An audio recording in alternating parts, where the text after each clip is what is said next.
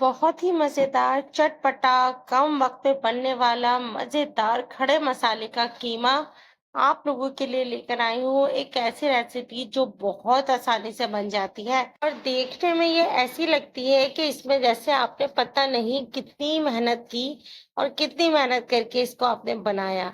Recipe को start करते हैं। बिस्मिल्लाहिर्रहमानिर्रहीम। अस्सलाम वालेकुम। यहाँ हमने एक कढ़ाई में आधा कप ऑयल लिया था। इस पूरी रेसिपी में प्याज हमें 4 अदद चाहिए हैं, जो कि हम कट करके रखेंगे, लेकिन स्टार्ट हम करेंगे बिल्कुल थोड़ी सी प्याज से। उसी में से थोड़ी सी प्याज निकाल कर हम आधा कप ऑयल में डाल देंगे और ginger garlic paste 1 tablespoon add कर इसको हम उस वक्त तक पकाएंगे जब तक खुशबू आनी ना शुरू हो जाए। ये रेसिपी जो है ये बड़ी खास है, इसको बस स्टेप बाय स्टेप ख्याल रख के बनाएंगे तो बहुत ही जबरदस्त बनके तैयार होगी। 3 बड़े साइज के टमाटर पील ऑफ करके रफली चॉप किया और ऐड कर दिए। अब थोड़ा सा गरम मसाला साबुत डालेंगे, जिसमें से 1 काली इलायची मैंने डाल दी और साथ ही 4 लौंग ऐड की हैं। इसके साथ ही कुछ यहाँ पर मैंने साबुत काली मिर्चें इस्तेमाल की हैं। बस ये डालने के बाद अब हमने इसको करना है फ्राई। हाफ टी स्पून कुटी हुई लाल मिर्च ऐड कर दी। इसके साथ ही यहाँ मैंने तकरीबन हाफ टी स्पून ही पिसी हुई लाल मिर्च ऐड की है। 1/4 आप अपने हिसाब से ऐड कर लीजिएगा। 1/4 टीस्पून हल्दी ऐड की है और साथ ही यहाँ पर 1/4 टीस्पून ही धनिया पाउडर डाल दिया और 1 टीस्पून यहाँ सॉल्ट ऐड किया है। ये सारी चीजें डालने के बाद इसको फ्राई करना शुरू कर दिया। खुशबू बड़ी पर प्यारी जबरदस्त सी आ रही है और जब ऑयल आ गया तो हमने आधा किलो कीमा यहाँ पर ऐड कर दिया। आधा किलो कीमा ऐड करने के बाद अब हमने मिक्स करना है।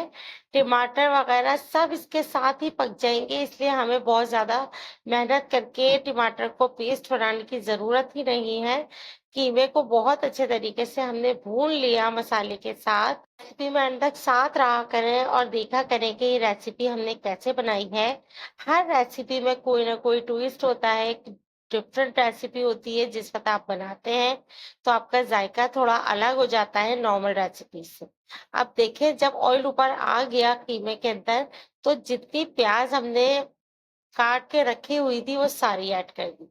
4 बड़े साइज की प्याज ली थी जो कि मैंने कट करके रख ली। बहुत बारीक नहीं काटिएगा और ना बहुत मोटी, दरमियाने साइज की कटिंग होनी चाहिए। बस उसी में से थोड़ी-सी हमने शुरू में इस्तेमाल की थी, बाकी जो बचा वो अब हमने डाल दी। प्याज़ डालने के बाद अब हमने इसको पकाना है तकरीबन थोड़ी देर। 1/4 कप पानी ऐड करके, पानी इसलिए ऐड करेंगे ताकि कीमा भी अच्छे से पक जाए और प्याज़ और टमाटर भी सही से पक जाए।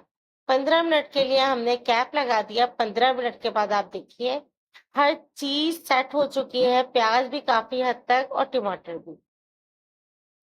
अब हमने भून लेना है और जो टमाटर मोटे-मोटे नज़र आ रहे हैं, उसको भी चमचे की मदद से तोड़ लेना है। बड़े आराम से हो जाएगा क्योंकि ये गल चुकी है सारी चीज़ें। रेसिपी पसंद आए तो लाइक ज़रूर कीजिएगा, चैनल पर न्यू हो तो सब्सक्राइब कर लीजिएगा, बेल का बटन ज़रूर प्रेस कीजिएगा ताकि आने वाली तमाम मेरी रेसिपीज़ आप तक पहुँचे। 6 अदद दरमियाने साइज़ की हरी मिर्चें थी जो कि मैंने बारीक कट करके वो ऐड की हैं।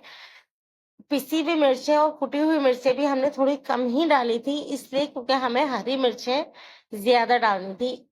खड़े मसाले के कीमे में हरी मिर्च, हरा धनिया, ये सारी चीजें हम थोड़ी सी ज्यादा ऐड करते हैं क्योंकि इससे इसका फ्लेवर मजीद दुगना हो जाता है।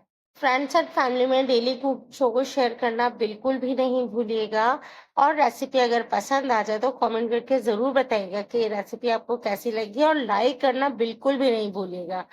1/4 टीस्पून अब हमने पिसा हुआ गरम मसाला ऐड किया है।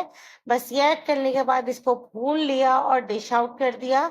मुझे यकीन है कि मेरी ये रेसिपी आपको बहुत पसंद आएगी। इसको पूरी पराठे के साथ, नॉर्मल सादा घर का जो पराठा होता है उसके साथ, नान या चपाती किसी भी चीज के साथ आप खाएंगे, बहुत मजा आएगा। ऊपर से हरा धनिया ज्यादा सा ऐड कीजिएगा और इसको एंजॉय कीजिएगा और फीडबैक जरूर दीजिएगा कि ये रेसिपी आपको कैसी लगी। इंशाल्लाह कल किसी न्यू रेसिपी के साथ आपसे मिलेंगे। अपना ख्याल रखिएगा, तब तक के लिए अल्लाह हाफिज।